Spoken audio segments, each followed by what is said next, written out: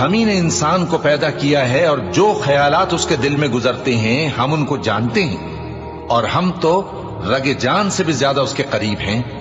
جب وہ کوئی کام کرتا ہے تو دو لکھنے والے جو دائیں بائیں بیٹھے ہیں لکھ لیتے ہیں۔ کوئی بات اس کی زبان پر نہیں آتی مگر ایک نگہبان اس کے پاس لکھ لینے کو تیار رہتا ہے۔ اور موت کی بے ہوشی حقیقت کھولنے کو طاری ہو گئی۔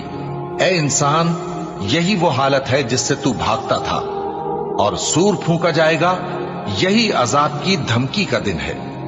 اور ہر شخص ہمارے سامنے اس حال میں آئے گا کہ ایک فرشتہ اس کے ساتھ ہانکنے والا ہوگا اور ایک اس کے اعمال کی گواہی دینے والا۔